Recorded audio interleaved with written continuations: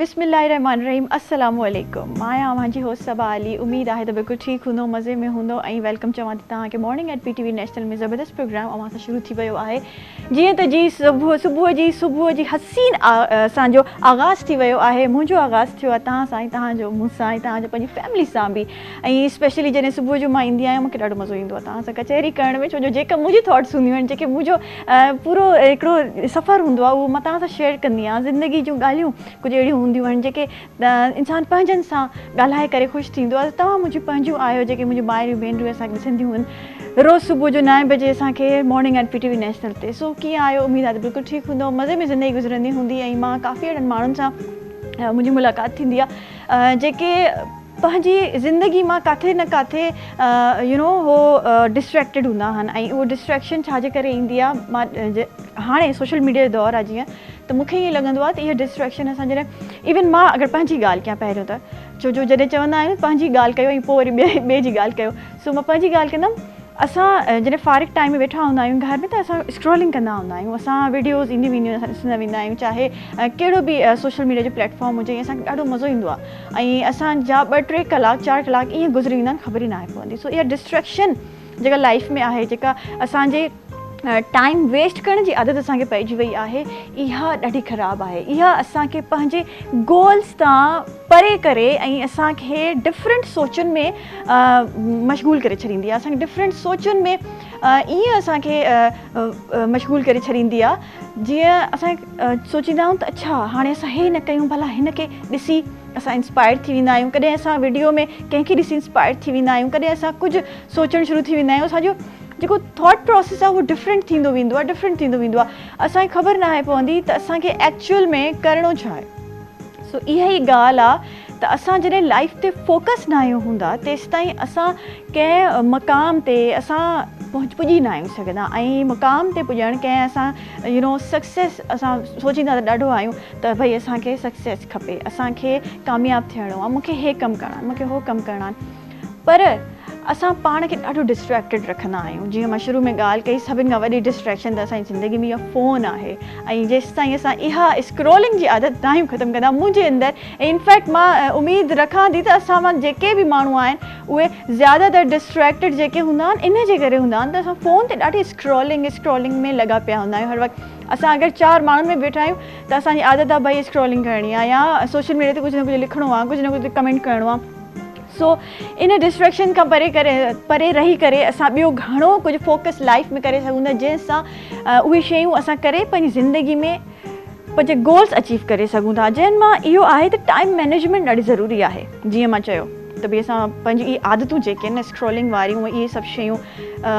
ख़तमु करे पंहिंजे टाइम मैनेजमेंट खे प्रॉपर असां मैनेज कयूं असां पंहिंजे टाइम खे मैनेज कयूं असां पंहिंजे रूटीन खे मैनेज कयूं इहो ॾाढो ज़रूरी आहे उन खां अलावा जी लाॻीतो एफर्ट जेका हूंदी आहे न तव्हांजे गोल जे पोयों तव्हांजी सक्सेसफुल लाइफ जे पोयों जेको लाॻीतो एफर्ट हूंदी आहे न उहा कॾहिं रायगा न आहे वेंदी जॾहिं तव्हां सोचे छॾींदा आहियो जॾहिं तव्हांजे दिमाग़ में इहा ॻाल्हि अची वेंदी आहे त मूंखे हीअ शइ अचीव करणी आहे पोइ तव्हांजी टाइम मैनेजमेंट उहा तव्हां करे वेंदो पोइ उन खां पोइ लाॻीतो जेका एफर्ट हूंदी आहे तव्हां उन एफर्ट जे पोयों एतिरो लॻी वेंदा आहियो जो तव्हांखे पोइ हिकिड़ी सेटिस्फैक्शन बि थींदी आहे ऐं माइंड तव्हांजो पीसफुल हूंदो आहे तव्हांजो सुकून में हूंदो आहे ऐं तव्हां पंहिंजे गोल ते सही तरीक़े सां फोकस करे सघंदा आहियो सो इहे सभु शयूं ॾाढियूं ज़रूरी आहिनि ज़िंदगी में छो जो जॾहिं मां सोचींदी आहियां असां हिन ज़िंदगी में आया छो आहियूं जॾहिं इहा सोच असांखे ईंदी आहे न त असां फोकस्ड थियण जी कोशिशि ज़रूरु कंदा आहियूं सो मुंहिंजी हमेशह ऐं हर ॾींहुं इहा सोच हूंदी आहे मैनिफेस्टेशन बि ॾाढी ज़रूरी आहे मैनिफेस्टेशन खां अलावा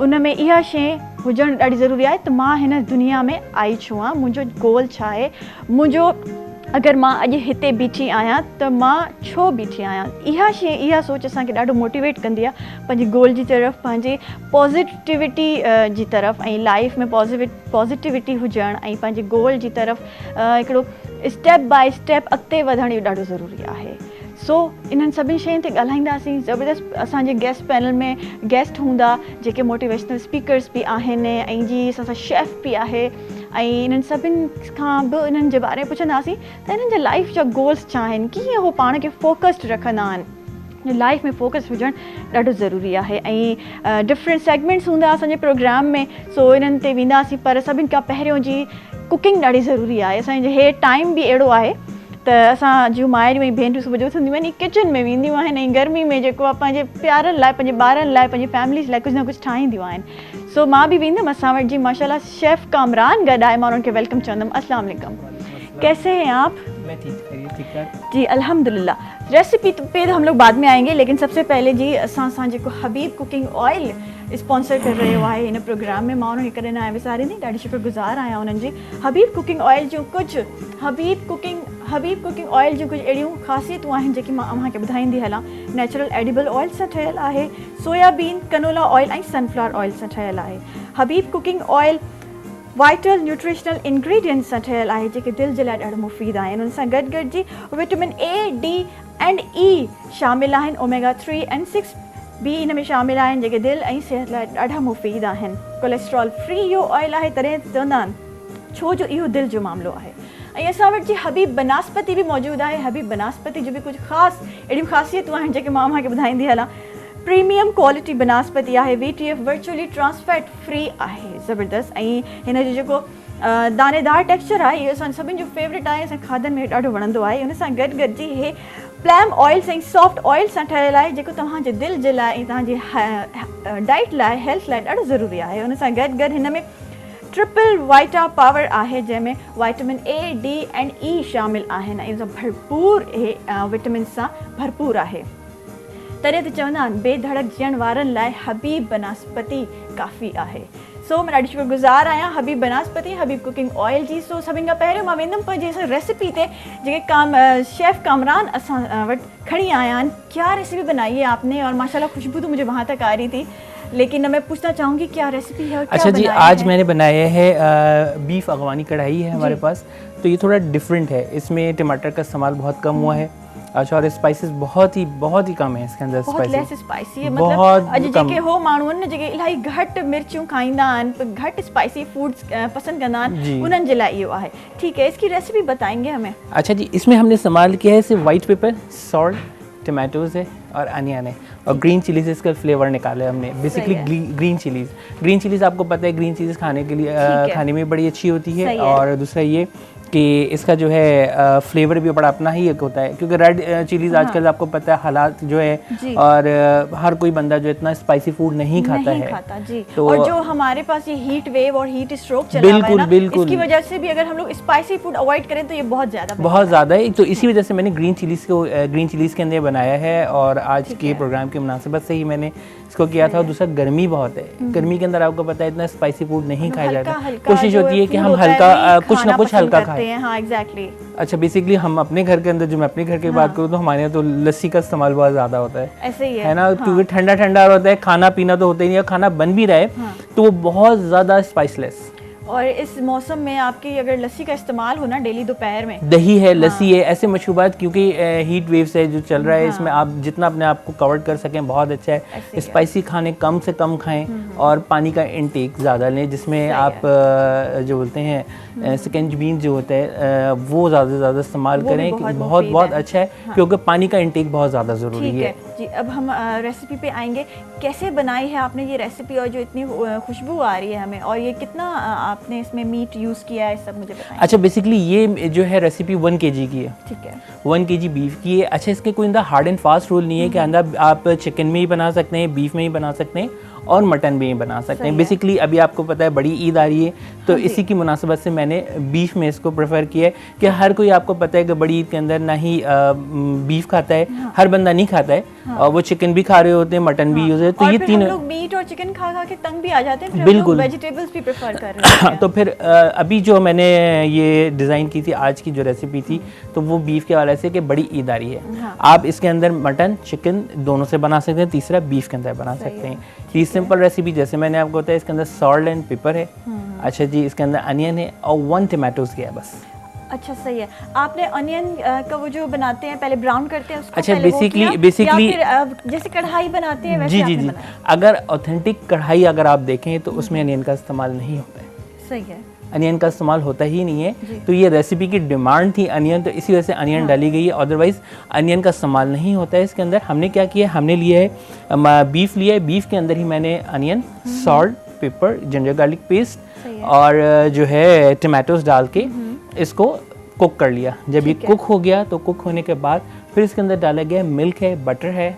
अच्छा वो milk संभाल और butter। बटर जी, सही है। मिल्क एंड बटर भी गया है इसके अंदर, ठीक है। मिल्क एंड बटर गया है और उसके बाद ग्रीन चिली से इसके फ्लेवर को निकाला। हाँ। अच्छा इसके अंदर थोड़ी सी मैंने बटन रेड चिलीज भी डाली हैं, वो आप स्किप भी कर सकते हैं, सही है। कोई हार्ड एंड फास्ट रूल नहीं है, आप स्किप कर सकते हैं उसको बटन रेड चिलीज़ को। उसकी जगह आप ग्रीन चिलीज़ लेंगे, क्योंकि हर बंदा, मैंने आपको बताया ना कि रेड चिलीज़ नहीं खाता ऐसे ही है, है। ग्रीन चिलीज़ तो फिर भी खा लेते हैं। तो red chillies, button red chillies आप स्किप कर सकते हैं, ये सिर्फ ऑप्शनल है। अच्छा वो डालिए और उसके बाद जो है सिर्फ इसको कुक किया है, ठीक है। और इसको ये इसका इसमें फ्लेवर जो हल्की निकल, सी ग्रेवी भी मुझे नजर आ रही है, या फिर ये सिर्फ नहीं नहीं नहीं oil नहीं है? नहीं, ये बिल्कुल ड्राई है। ये इसके अंदर बहुत मामूली सी ग्रेवी है। हाँ। अगर आप ऑथेंटिक उसकी रेसिपीज़ देखें कढ़ाई की, हमारे यहाँ सॉरी टू से कि लोग बनाते हैं कढ़ाइयों के अंदर इतनी ग्रेवी भर देते हैं कि वो कढ़ाई नहीं सालन हो जाते हैं, टमाटर गोश्त हो जाता है हाँ, वो। सही है। अगर आप ऑथेंटिक रेसिपी देखें तो उसके तो अंदर उसमें कढ़ाई के अंदर ग्रेवी होती और ही नहीं उसमें, है। जो टमाटर की ग्रेवी एक बनी हुई होती है और वो भी बिल्कुल वो मीट के साथ चिपकी हुई होती है, जी जैसे इसमें मैं देख रही जी। अच्छा दूसरा ये कि वो उसके ऑयल से ही फ्लेवर निकल रहा होता है, हूँ। हाँ। क्योंकि बहुत ज़्यादा टमाटर वो पूछते हैं, अगर आप कहीं जाती हैं रेस्टोरेंट में, वो पूछते हैं आपको ग्रेवी है नॉन ग्रेवी, तो लोग बोलते हैं ग्रेवी वाला। तो मैं कहता हूँ ग्रेवी वाली कढ़ाई होती ही नहीं है। सही है। अगर आप ऑथेंटिक खाए, कहीं बाहर जाते हैं, केपी की वगैरह जाती हैं, कहीं जाती हैं, तो वहाँ आपको बिल्कुल बिल्कुल ड्राई dry मिलेगा। होती है, अच्छा हाँ। अब वहाँ की एक खासियत ये है कि मीट उनका 90% कुक हुआ हुआ होता है, हाँ 90% हल्का सा कुक वो होता है। थोड़ा सा हार्ड खाते लेकिन हैं। ऐसा क्यों? क्योंकि हमारे यहाँ तो हम लोग फुल डन करते हैं। हमारे यहाँ जी जी हमारे अब स्टेक ले लें आप, स्टेक में भी कुछ रेयर खाते हैं, कुछ मीडियम खाते जी। हैं, कुछ वेल्डन खाते हैं, तो अलग अलग होता है। तो हमारे यहाँ तो खैर वेल्डन आपकी ही इस रेसिपी में क्या टेक्निक है? आपने 90% कुक किया या इसको फुल कुक 100% कुक किया, 100% कुक 100% कुक किया, क्योंकि हम लोग नहीं खाते, मैंने बताया ना। हाँ, ऐसे अगर हम कराची के अंदर रह रहे हैं तो हम लोग नहीं खाते, अगर आप कराची से बाहर जाते हम लोग हैं, तो कहते हैं भाई गोश्त गला हुआ होना चाहिए, बिल्कुल बिल्कुल कि बिल्कुल टेंडर, हम जरा सा जब भी ऑर्डर भी कहीं कर रहे होते हैं, भाई गोश्त गला हुआ होना हाँ वो चाहिए। फिर वो खींच रहे होते हैं ना, वो हमसे नहीं खाया जाता। अगर आप जो क्या कहते हैं नॉर्दर्न एरियाज में चले तो वहाँ हल्का सा हार्ड होता है hard गोश्त, होता है, और उसका ऐसे भी एक अलग फ्लेवर होता है, हाँ उसका भी एक अलग ही फ्लेवर। मटन को वो फुल डन नहीं करते, हल्का सा उसके अंदर जो है कसर छोड़ देते लेकिन हैं हम वो लोग सिंध के लोग जरा नाजुक है ना, हाँ। और वो केपी के लोग है ना लोग। वो मजबूत है, हाँ पठान है ना वो लोग, वो खा लेते हैं हाँ, वो खा मगर ये लेते हैं। उसका भी एक फ्लेवर, मगर ये चीज़ें जो है मटन में ही अच्छी लगती हैं। आप चिकन में खा लें या बीफ में खा लें, वो फ्लेवर निकल के नहीं आएगा जो मटन के अंदर आएगा या फिर लैम के अंदर आएगा। अच्छा वहाँ पे दुम्बे का गोश्त ज़्यादा खाया जाता है, हाँ, और यहाँ पे बहुत कम खाया जाता हाँ। है। अच्छा और वो जो है वहाँ पे जो उनका ऑयल जो है वो जो निकालते हैं, वो उनका जो फैट्स होता है, उसका जो लैम की जो चक्की जिसे बोलते हैं, उसके अंदर जो फैट्स होता है उसी में पकाया जाता है। सही है। वो उसी से फ्लेवर को निकालते हैं, उसी में कुक कर रहे होते हैं। अच्छा यहाँ पे तो मैंने देखा है कराची में, जहाँ अगर दुम्बा मिल भी रहा होता है ना, पक रहा होता है, तो वो भी इतना अच्छा नहीं बना हुआ होता। लेकिन जब आप केपी के और इस्लामाबाद साइड जाएं तो बिल्कुल। वहाँ पे दुम्बे की वो डिशेस होती हैं बहुत जबरदस्त। अभी और जैसे उनको आपने एक बात पकाना की कि आता है, टेक्निक, हमारे यहाँ नहीं, हाँ टेक्निक है एक उनको। चीज़ टेक्निक होती है, टेक्निक हमारे पास नहीं है तो हम वो अच्छे से अच्छे गोश्त को भी खराब कर देते हैं। हमारे पास बिरयानी की टेक्निक है, हम लोग बिरयानी बहुत अच्छी बिरयानी, बनाते हैं, हमारे बिल्कुल। जैसे बिरयानी फिर कोई नहीं बना बिल्कुल सकता। बिल्कुल, आप कहीं भी चले वहाँ पाकिस्तान के अंदर लाहौर, कहीं भी, इस्लामाबाद से लोग बिरयानी मंगवाते हैं, सिंधी बिल्कुल, बिरयानी बिल्कुल। मंगवाते हैं यहाँ से। यहाँ पे जो है कराची के अंदर स्पेशली बिरयानी हमारे यहाँ, अब आप कहीं भी दावत में जाते हैं बिरयानी है, हाँ, बिरयानी और के बगैर बिरयानी हमारे नहीं होती तो वो दावत इनकम्प्लीट होती है। बिल्कुल मेन्यू इनकम्प्लीट होता है हमारा।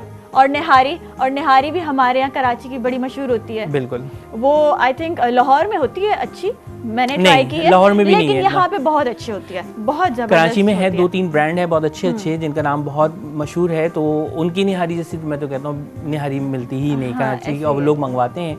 स्पेशली मेरा भाई है, वो जब भी ये कहता है कि यार कोई आ रहा हो तो वहाँ से टिन पैक में निहारी भेज देना, तो वो 3-3 4-4 टिन उसको भेजते, तो और बड़ा मैंने लंबा लोगों को देखा है बिरयानी मंगवाते हैं। बिरयानी मंगाते हैं। बिल्कुल सही कह रही हैं आप ऐसे ही है कि ना। बिरयानी कराची जैसी बिरयानी कहीं नहीं मिलती है। हाँ। अच्छा आपको क्या पसंद है खाने में, और आप क्या अच्छा बनाते हैं? क्योंकि हमारे शो में जो है जितने भी शेफ माशाल्लाह आते हैं, वो उनकी ना एक खासियत होती है। जी आपकी क्या स्पेशलिटी है? बेसिकली मेरा जो ज़्यादा फोकस है वो पाकिस्तानी फूड और डेजर्ट पे। सही है। डेजर्ट में बहुत शौक से पाकिस्तानी बनाता food हूँ। मतलब देसी जी जी हैं और जी, देसी अपना खाने पसंद अपना हैं। खाने अपने ही होते हाँ, हैं। ऐसे वो ही है। एक टैग लाइन है ना, हमारे खाने हमारी पहचान, तो बस ये हमारे खाने हमारी पहचान है। और मैं कहता हूँ कि पाकिस्तानी फूड से अच्छा फूड पूरी कहीं दुनिया नहीं के है, अंदर पूरी कहीं नहीं दुनिया में नहीं है। और पूरी दुनिया में ये माना जाता है कि जो हमारा देसी फूड है, हमारा पाकिस्तानी फूड है, वो पूरी दुनिया में माना अब जाता आप है। देख वो रहे हैं हम टेस्ट कहीं नहीं मिलेगा बिल्कुल कहीं नहीं मिलेगा, आप कहीं भी किसी भी कंट्री के अंदर चले हैं वो फूड नहीं मिलेगा जो हमारे सही है। पाकिस्तान के अंदर है। कामरान साहब, हमारी बातें तो खत्म नहीं होंगी, और बिल्कुल। जब खाने की बात आती है तो फिर तो मैं कहती हूँ जो फूडी लोग होते हैं उनसे बस करवा लो खाने की बिल्कुल। बात, ऐसी है।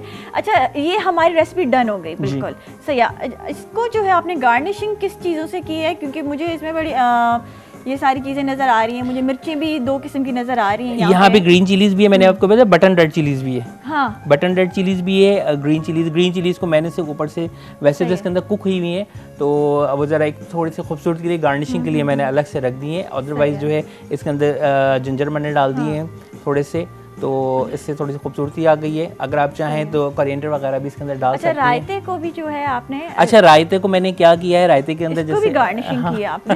हाँ, ये अभी सब किए जल्दी सही है।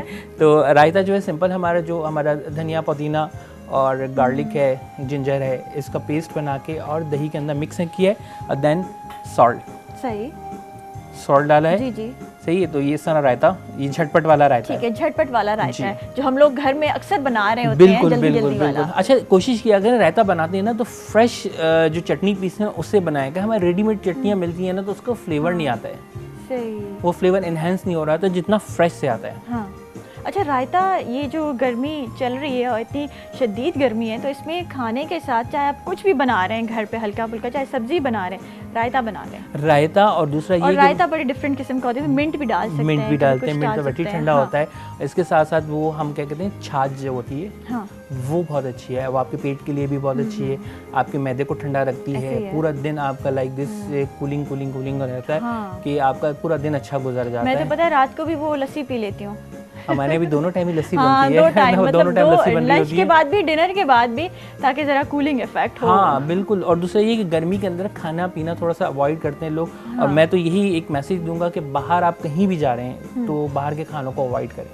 ऐसी है, और स्पेशली इस हीट वेव में जो है इस मौसम के अंदर बाहर का खाना, क्योंकि मैं बताऊं वो ऑयल जो होता है ना, वो इतना कोई गर्म और इतना शदीद, वो हर तरीके से कुक हुआ हुआ होता है, वो कितने दिनों का होता है, वो हम लोग को इसके अलावा बना देखिए के दे रहे हमें होते ये भी हैं। नहीं पता वो कितने दिनों का रखा हुआ है, कब से बना हुआ है। अब दूसरा ये है कि ठेलों पे जो होता है कि पोल्यूशन आप देख रही हैं कितना है, गाड़ियों का धुआं, मिट्टी, धूल की जो चल रही है उस पर आ रही है, तो वो हम खा रहे होते हैं, वो हमारे लिए कितना हार्मफुल है। और इस गर्मी में स्पेशली मैं कहूँगी जो हमारे सॉफ्ट ड्रिंक्स हैं, इनको भी आप अवॉइड करें, ये भी बहुत नुकसानदेह हैं। अगर आप घर पे ही ठंडे मशरूबात बना के पी रहे हैं तो ये ज़्यादा बेहतर है। खाने के साथ आप रायता बना लें, लस्सी बना लें, लस्सी है, छाछ है, कोई भी ड्रिंक्स और भी बहुत हैं, मिंट लेमनेड है, आप घर में बना लें।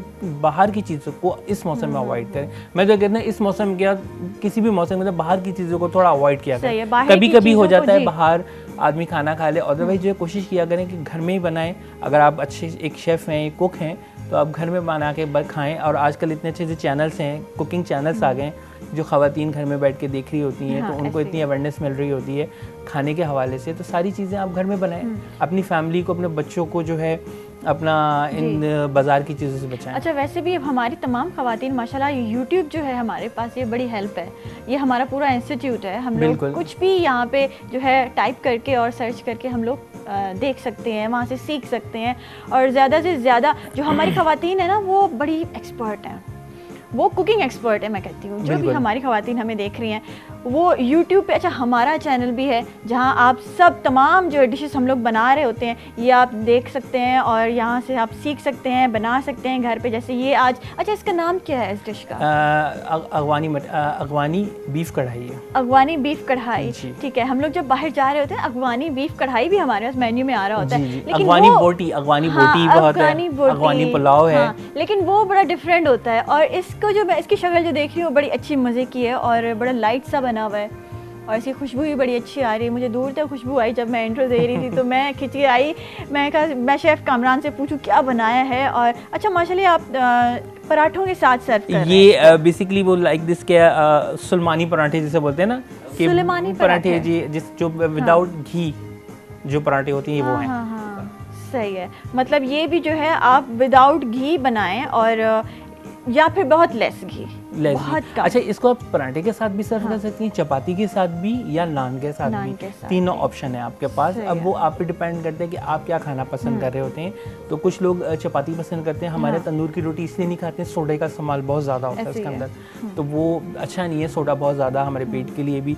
घर की रोटी जो होती है ज़्यादा प्रेफर कर रहे होते हैं लोग, या फिर आप देखिए चपाती का इस्तेमाल ज़्यादा हो जाता है। हाँ, क्योंकि वो लाइट है ना, बहुत लाइट भी है, हल्की भी है, सोडे का इस्तेमाल नहीं होता है इसके और अंदर। जब हम लोग ना ये बीफ और मटन ये सालन खा रहे होते हैं तो हम लोग कहते हैं कुछ चपाती हो या घर की रोटी हो, बिल्कुल हल्की हो, हल्की लाइट सी हाँ, हो। नान उसके साथ फिर ज़्यादा मैं तो बिल्कुल। प्रेफर नहीं कर रही होती।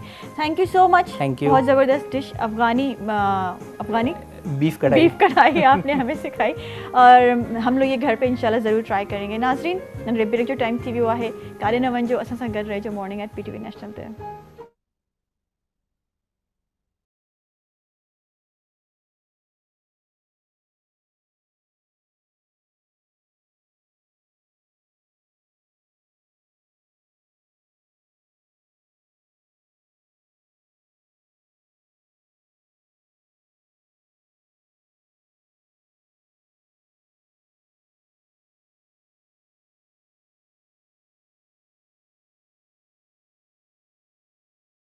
PTV नेशनल में मां सभिनि खे वरी भली कार चऊं था, ऐं ज़बरदस्त सेगमेंट असांजो ॿियो हिकिड़ो स्टार्ट थी वियो आहे, जंहिंमें गेस्ट पैनल में ज़बरदस्त गेस्ट असां सां मौजूदु आहे। उन्हनि जे बारे में थोरो घणो मां तव्हांखे ॿुधाईंदी हलां। सोशल एक्टिविस्ट आहिनि, इन्फ्लुएंसर आहिनि, वॉलंटियर आहिनि, ऐं जी रीचिंग हेड्स जी फाउंडर भी आहिनि माशाल्लाह। ऐं असां गॾु गॾु विमेन एम्पावरमेंट ते कमु कंदियूं आहिनि, ऐं ॾाढो सुठो ॻाल्हाईंदी भी आहिनि।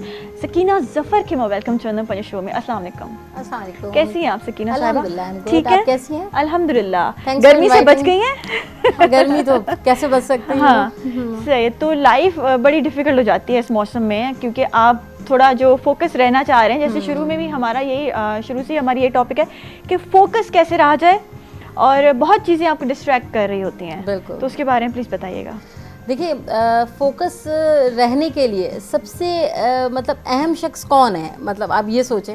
हाँ। यानी आपको फोकस की अहमियत दिलाने के लिए सबसे अहम शख्स वो आप खुद ही हो सकते हैं, और कोई दूसरा नहीं हो सकता जो आपको आके आपकी अपनी थॉट्स में क्या चल रहा है, आपके अंदर क्या चल रहा है, वो आप ही को पता है। एग्जैक्टली।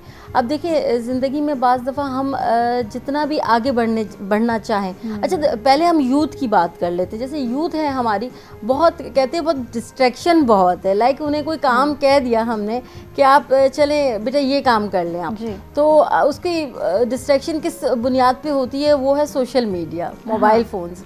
अब मोबाइल फ़ोन्स की डिस्ट्रैक्शन इस तरह से होती है कि अगर हमने उनसे कह दिया बेटा आप कुछ सामान ले आए, अब हमने उन्हें ज़बानी बता दिया है कि ये चीज़ करनी है आपने, छोटी सी चीज़ है एग्जाम्पल, तो उनका जो मोबाइल पे सारा ध्यान होगा, वो पता नहीं क्या बोला था, क्या ले आएंगे, वहाँ जाके आपको 10 दफ़ा कॉल्स भी करते हैं। ऐसे ही है, वो बात भूल जाएंगे। अच्छा, मेमोरी लॉस भी बहुत हम लोग इसका शिकार हो गए हैं। और जैसे मैंने भी शुरू में बात की थी, इवन हम लोग बड़े भी, छोटे बच्चे भी, हम लोग को कोई काम तो बोला जाता है, उसके अलावा भी अगर हमारे पास फारिग टाइम भी है, हम लोग सिर्फ स्क्रॉलिंग कर रहे होते हैं। बिल्कुल। तो ये इसमें भी हमारी डिस्ट्रैक्शन जो बहुत आ जाती है रील्स की वजह से, और फिर कुछ देख लिया, वो अपने आप पे तारी कर लिया कि सोशल मीडिया, मेरे ख्याल से ये कोई सच दुनिया नहीं है, वो एक फेक वर्ल्ड है। देखिए, ये दिखावा है। हाँ। जहाँ तक देखिए, ये मुझे ऐसा लगता है कि हम इसको एक बिल्कुल ही नेगेटिव पॉइंट ऑफ व्यू से ले जाएंगे तो ये आजकल की ज़रूरत भी है। हाँ, ऐसे हम इससे इनकारी नहीं कर सकते। इसकी वजह ये है कि ये हर फील्ड में जो है, IT की फील्ड उठा लें आप, कोई दूसरी तीसरी फील्ड उठा लें,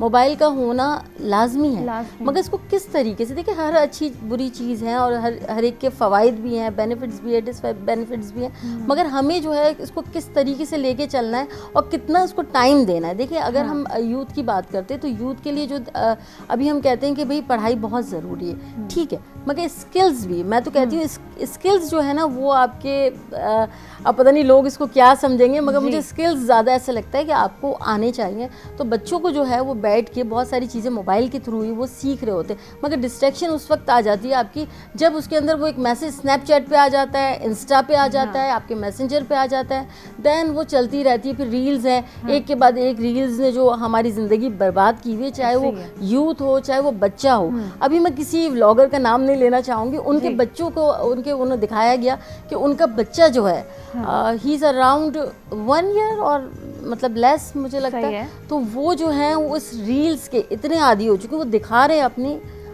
उसमें डेली लाइफ में हमें दिखा रहे हैं, यानी हमारे बच्चे उससे लर्न कर रहे हैं ये चीज़ कि वो इतने इंपॉर्टेंट है रील्स के, उसके बगैर वो कुछ नहीं करता। वो उनके दादा के साथ लेटा हुआ है तो रील्स देख रहा है, वो अपनी दादी के साथ रील्स देख रहा है और वो बिल्कुल शांत है उस पर। अगर वो रील्स हटा दे तो एकदम से अजीब हो जाता। तो मतलब ये मेंटालिटी जो जब बच्चों से फोन छीन लेते हैं तो ना वो खाना खाते हैं, ना वो अपना डेली रूटीन में जो काम है उनके वो नहीं इन्फ्लुएंस कर रहा है ना हमारी लाइफ। आप ये बात समझें कि इन्फ्लुएंस इस तरह कर रहा है कि हमारे इन्फ्लुएंसर्स ही हमें ये बातें सिखा रहे हैं। इन्फ्लुएंसर को कैसा होना चाहिए, ऐसा होना चाहिए कि वो ये बात सिखाए कि बच्चा जो 6 महीने का है, 7 महीने का है, वो रील्स देख रहा है तो वो खा रहा है। मतलब अच्छा, जैसे आपने बात की टाइम मैनेजमेंट भी होनी चाहिए, आपको जो डिस्ट्रैक्शन से बचाती है, आपको फोकस की तरफ, आप गोल्स की तरफ आपको फोकस रखती है। तो टाइम मैनेजमेंट आजकल के दौर में, सोशल मीडिया के दौर में कैसे मैनेज किया जाए इसको? देखिए, हमें अपनी प्रायोरिटीज सेट करने की बहुत ज़्यादा ज़रूरत है। प्रायोरिटीज़ इस तरह सेट होती हैं कि हम देखिए मैं कहती हूँ एक दिन में एक गोल आप सेट कर लें, दैट्स इट। आप एक दिन में एक गोल सेट कर लें रात को सोने से पहले कि यूथ की अगर बात की जाए तो मुझे जो है वो सबसे पहले मैं कहूँगी नमाज़ पढ़ लें। सबसे पहले कि आज मुझे पाबंदी से नमाज़ पढ़नी, मुझे एक टाइम की, चलें अगर आप पूरे टाइम 5 टाइम की नहीं पढ़ते, अवल तो बहुत ही बीइंग अ मुस्लिम आपके लिए बड़ी शेमफुल बात है कि आप नमाज नहीं पढ़ते।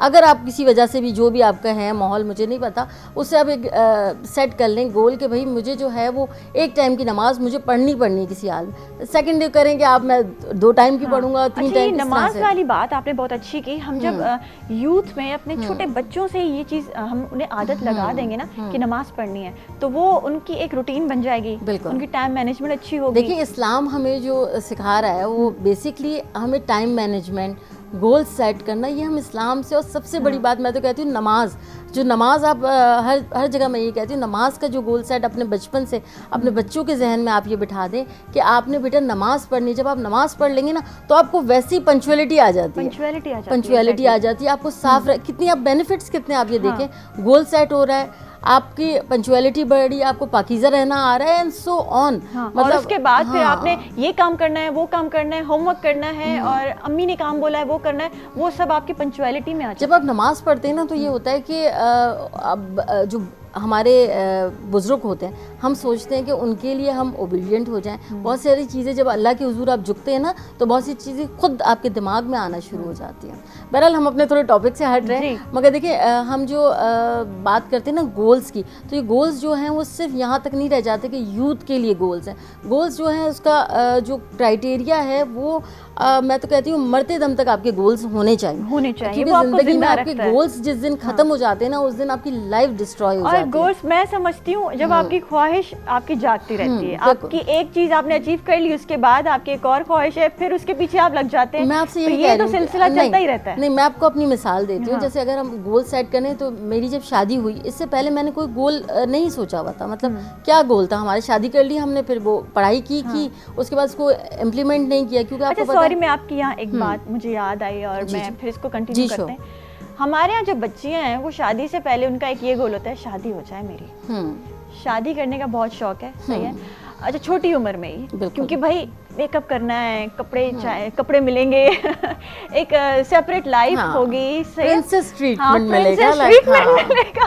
लेकिन जिसका फिर थोड़ा सा भी होता है। अब जब प्रैक्टिकल लाइफ में आते हैं प्रिंसेस नहीं होते हैं, फिर प्रिंसेस नहीं होते हैं। तो ये चीजें हमारे जहन में, हमारी सोसाइटी, हमारे घर वाले, हमारे पेरेंट्स डाल देते हैं बच्चियों के जहन में। फिर जब शादी होती है तो उसके बाद पता चलता है नहीं यार, अब तो मुझे ये भी करना था, मुझे वो भी करना था, अब मेरे गोल्स हैं बस। और फिर कुछ अचीव कर सकती हैं, कुछ नहीं कर सकती। अच्छा, मैं आपको बताऊं, ये जो आपने बताया ना ये वाली बात के ये लड़कियां सोचती, तो वो शायद पहले सोचती होंगी, अब उनका थोड़ा सा पढ़ाई की तरफ रुझान हो गया, कुछ अपने जो गोल्स वो सेट कर रही हैं। मैं ख़वातीन में देख रही हूँ बहुत अवेयरनेस आ रही है और बहुत अच्छे। और मैं आपको इस तरह की मिसाल दूँ कि जैसे ख़वातीन जो हैं वो भी अपने गोल सेट कर सकती हैं। ज़रूरी नहीं कि आपकी शादी हो गई तो आपकी सारी लाइफ ख़त्म हो गई, ऐसा नहीं है। देखिए, ज़िंदगी एक जगह रुकने का नाम होती ही नहीं है कभी भी। अगर वो रुक जाए तो वो ज़िंदगी नहीं, मौत है। फिर आप आगे बढ़ते रहें और गोल सेट करते रहें। कुछ भी ख़वातीन, मैं तो हमेशा कहती हूँ कि ख़वातीन को जो है वो कुछ ना कुछ कंस्ट्रक्टिव करना चाहिए। सिर्फ बच्चे पालना, एक टाइम का खाना बना लेना या अपनी यहाँ वहाँ कॉल करके आपकी थोड़ी बातें यहाँ वहाँ कर देना, ये ज़िंदगी नहीं है। ज़िंदगी ये है कि आप कुछ माशरे के लिए कंस्ट्रक्टिव करो, कुछ अपने, कुछ नहीं तो अपने हस्बैंड का हाथ बटा दो। देखिए आप यहाँ कॉल करेंगे, वहाँ कॉल करेंगे, कुछ अपने मियाँ को आने के बाद टेंशन देंगे, तो वो कोई माशरे में उसकी कोई अच्छाई नहीं काउंट हो रही है, आपका घर का माहौल ख़राब हो रहा है। इससे बेहतर अगर ख़वातीन जो हैं बिज़ी रहेंगी और वो अपना कुछ एक ऑनलाइन बिजनेस स्टार्ट कर लेती हैं। हाँ, अगर घर से बाहर नहीं निकल सकते तो आप ऑनलाइन काम कर सकते हैं। अच्छा, इसमें बाज़ औरतें मुझे ये कहती हैं कि भाई हमें ज़रूरत नहीं है कमाने की, तो हम क्या करें? तो भैया आप ये करें कि आप किसी को सिखा दें, ये सदका जारिया है। सदका, अगर आपको कोई भी स्किल आती है, आप कोई एक डिश भी अच्छी बना लेते हैं, तो आप किसी को सिखा दें। चाहे आप घर पे 10 लोग नहीं बुला सकते, आप अपने स्टाफ में, आपके पास जो हेल्पर आ रही है, आप उसी को कुछ सिखा दें, उसको सिखा दें कि आपको नहीं ज़रूरत है। तो अब तो देखिए पैसे की ज़रूरत, इस जो इन्फ्लेशन चल रही है उसके अंदर ऐसा नहीं है कि किसी को भी पैसे की ज़रूरत नहीं है, सबको है। क्योंकि देखिए ये प्रायोरिटी हो गया आपके, जैसे हम बाहर के ममालिक में देखते थे, अब जो है वो ये प्रायोरिटी है कि अब ख़वातीन भी कमाएं और अब बच्चे भी कमाएं। मतलब अपनी ज़िंदगी खुद आप गुजारें, पैसा कमाएं और किसी एक के ऊपर बर्डन ना बने। ये सकीना साहिबा बड़ी अच्छी चीज़ है। बिल्कुल, जब आप बड़ी यंग एज से ना आप उनको बता देते हैं कि आपने काम भी करना है, आपने अपने पैरों पे खड़े होना है। देखिए एक आदमी कमा रहा है ना, तो वो पूरा घर, उस पर आप सोचे एक बंदा, आप धूप देखें उसके अंदर, और वो सारी ख्वाहिशात को लेके चाहे उसकी लाखों करोड़ों भी हो इनकम, लेकिन एक बर्डन तो है, बर्डन है सारा। और फिर आके भी ख़वातीन की जो बहुत सारी ख़वातीन मुझे इस बारे में वो करती हैं कि आप बहुत ख़वातीन होके, खातून होके आप जो है ख़वातीन के बारे में, मगर मैं फैक्ट बयान कर रही हूँ कि अगर आप अपने आप को कंस्ट्रक्टिव रखेंगे तो ये लड़ाई झगड़े, फड्डे, नाराज़गी और शक करना, मोबाइल चेक करना, ये सब बहुत अच्छी। ये मैं आपको अपनी रियल लाइफ स्टोरी बता रही हूँ कि अगर मैंने शादी से पहले, शादी के बाद जो है वो इनिशियली जो मेरी शादी की ज़िंदगी थी उसके अंदर जो है मैंने कुछ नहीं कर रही थी, तो ये सारी चीज़ें होती थी। हम ये भी चेक करते थे कि मोबाइल पे किस लड़की ने मैसेज किया। बाय प्रोफेशन मेरे हस्बैंड जो है टीचर है, तो लड़कियों के साथ उनका इंटरेक्शन था, तो मैं चेक करती थी भाई ये क्या हो रहा है, किस तरह हो रहा है। फिर उसमें कोई ऐसे मैसेज मुझे ऐसा लगता था तो उसमें होता था, झगड़ा होता था। टू बी वेरी फ्रैंक, होता ये बड़ी नेचुरल चीज़। अच्छा, क्यों? वजह क्या है? क्योंकि मैं खाली दिमाग। अब मुझे जब खाली दिमाग होगा तो उसमें सकीना साहिबा उसमें 100 चीजें आएंगी। हाँ बिल्कुल। और फिर आप ये से वो सोचेंगे, कभी वो सोचेंगे, कभी कुछ सोचेंगे, और फिर झगड़े होंगे, यही सारे झगड़े होंगे, तो फिर वो बात बहुत आगे तक जाती है। हमारी जो देखिए इसमें डिस्ट्रैक्शन होनी चाहिए। ये कंस्ट्रक्टिव डिस्ट्रैक्शन है कि आपके जो हस्बैंड है वो मतलब, मैं अव्वल तो देखिए ये एक रिश्ते में चीटिंग करना गलत बात है, मगर अगर वो कर भी रहे तो आपको फर्क नहीं पड़ना चाहिए, इतना वो होना चाहिए। अव्वल तो ये गलत बात है, मैं ये पहले इसको वो प्रायोरिटाइज कर रही हूँ कि ये गलत बात। मगर अगर वो कर भी रहे हैं तो माहौल को अच्छे तरीके से देखिए। किसी के पास चीज़ें जब हमेशा निकल जाती है, जब गुस्सा आपका ठंडा हो जाता है, फिर बात करने में मजा आता है। अगर आपने वो चीज़ देख भी लिए मीनवाइल, तो आप इसको जो थोड़ा सा इग्नोर कर दे, थोड़ा आगे जाएंगे, गुस्सा ठंडा हो जाए, वो भी ठंडा, खुद को चेंज करें, आप घर का माहौल खराब ना करें प्लीज। क्योंकि देखिए बच्चे जो है ना वो आपको आप समझाएंगे ना वो बात नहीं समझेंगे, जो आप कर रहे होंगे ना अमली तौर पे वो देख के वो सीख जाएंगे आपको। जैसे मैंने आपको नमाज की बात की, अब वो नमाज घर में नहीं पढ़ रहे, कोई भी नहीं पढ़ रहा, बच्चों को बोला जा रहा है आप नमाज पढ़ ले, वो तो नहीं पढ़ेंगे।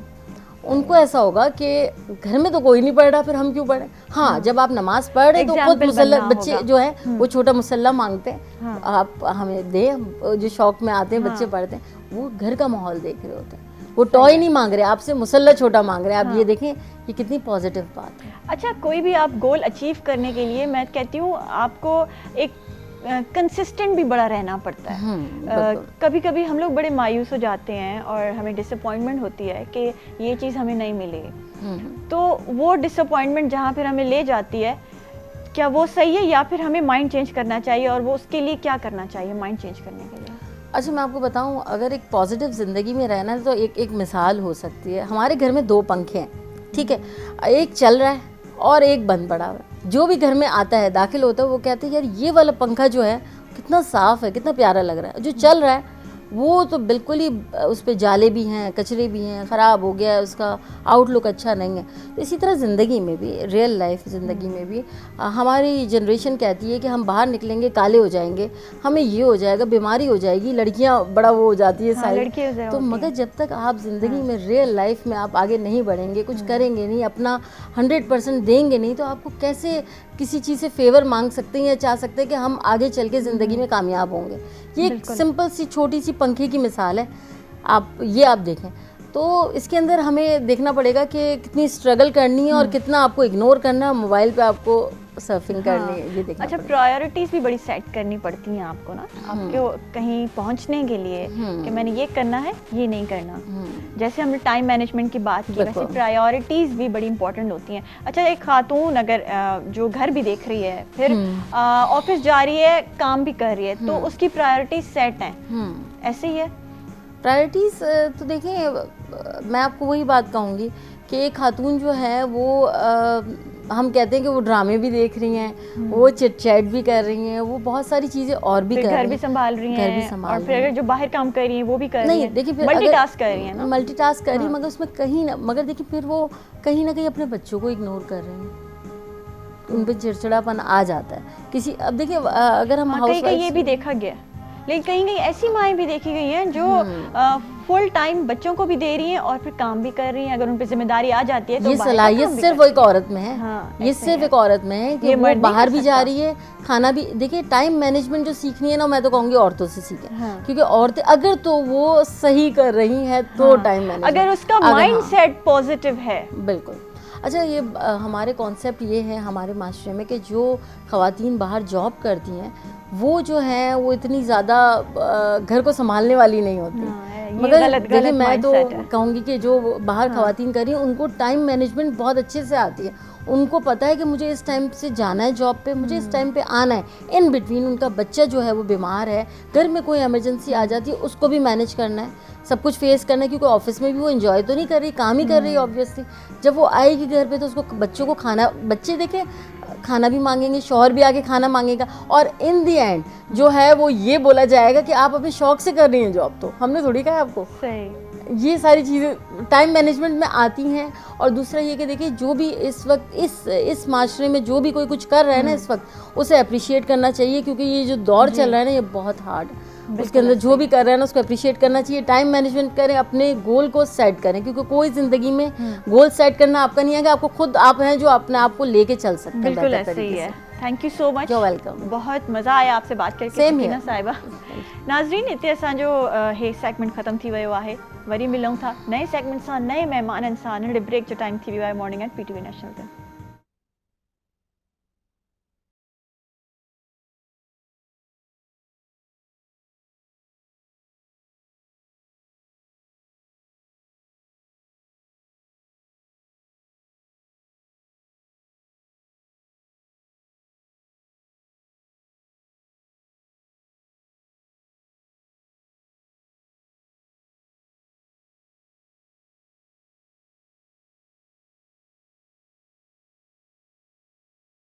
वेलकम बैक नाज़रीन, मॉर्निंग एट PTV नेशनल में अमां सभिनि खे वरी भली कार चऊं था। हिन सेगमेंट में जी असां सां अहिड़ी शख़्सियत मौजूद आहिनि जेके आर्टिस्ट आहिनि, ऐं आर्टिस्ट पाण खे कीअं फोकस्ड रखंदा आहिनि, आर्टिस्ट पंहिंजे उन गोल्स खे कीअं अचीव कंदा आहिनि, हिननि खां पुछंदासीं। ऐं हुननि जो जेको इहो शौक़ु आहे ऐं जेको कमु कंदा आहिनि उन जे बारे में बि थोरो उन्हनि खां ॼाण वठंदासीं।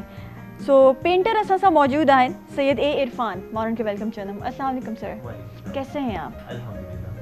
अच्छा, माशाल्लाह पेंटर हैं आप, और जैसे हमारा आज का टॉपिक है फोकस रहना।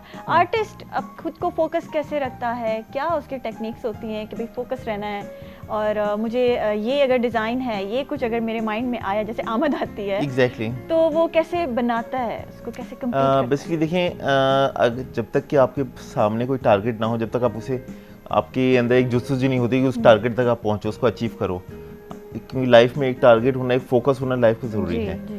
तो इसी तरह एक आर्टिस्ट की भी लाइफ ऐसी है कि जब चाइल्डहुड से ही मेरे माइंड में यही था कि माइंड क्रिएटिव ही एक्टिविटीज़ की तरफ ज़्यादा था।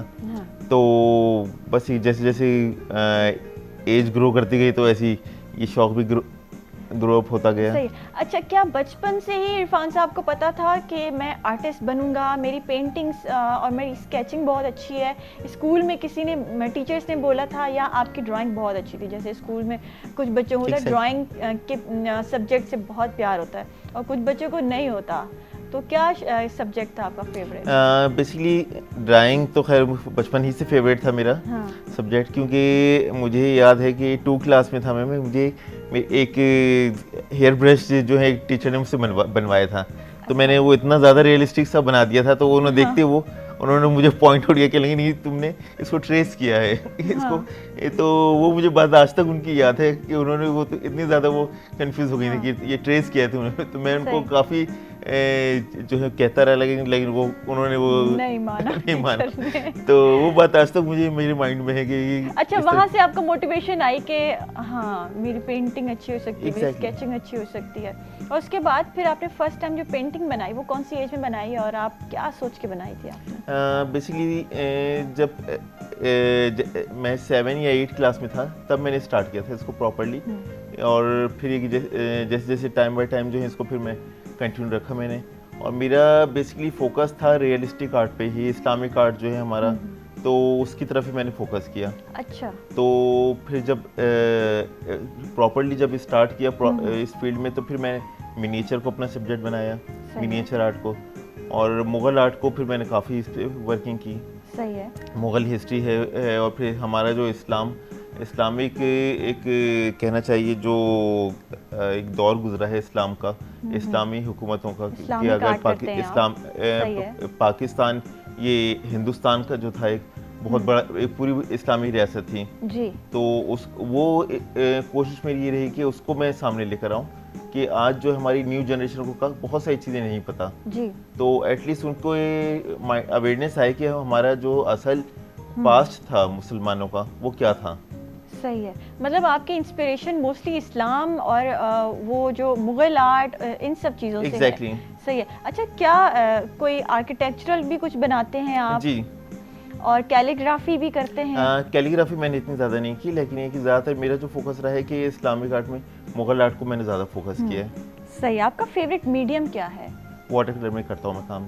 अच्छा, उसके बारे में थोड़ा बताइए। अच्छा, देखिए वाटर कलर का जो है ये, क्योंकि पेंटर को तो पता होगा लेकिन आम इंसान को ये नहीं पता होगा। वाटर कलर का ये जब आप पेंट कर रहे होते, एक आर्टिस्ट जब पेंट कर रहा होता है वाटर कलर मीडियम में, तो उसका हर स्ट्रोक जो है ना ब्रश से लगाया हुआ हर स्ट्रोक उसका लास्ट स्ट्रोक है। उसके बाद उसमें कोई चेंजेस करने की गुंजाइश नहीं है। उसमें गलती हो जाए तो फिर वो उसको किस तरह हैंडल करना पड़ता है उसको कोशिश। तो वाटर कलरिस्ट जो हैं वो एज पर ऑयल पेंट का यूज़ करने वाले की वो उससे ज़्यादा एक्सपर्टीज आ जाती है उसकी वजह से, क्योंकि उसको पता है कि जो स्ट्रोक लगाने हैं मुझे वो लास्ट लगाना है, इसमें कोई नेक्स्ट स्टेप में नहीं यूज़ कर सकता है, नेक्स्ट ईयर यूज़ नहीं कर सकता। सही, मतलब गलती की गुंजाइश नहीं है दैट्स व्हाई। अच्छा, ज़िंदगी में भी ऐसा ही होता है, आप जब मेन स्टेप्स उठाते हैं, कुछ ऐसे खास चीज़ें करते हैं, तो आपके पास समटाइम्स गलती की गुंजाइश नहीं होती। तभी कहते हैं कि लाइफ में बड़ा फोकस रहना चाहिए, आपको करियर में बड़ा फोकस रहना चाहिए। करियर कैसे चूज़ किया आपने?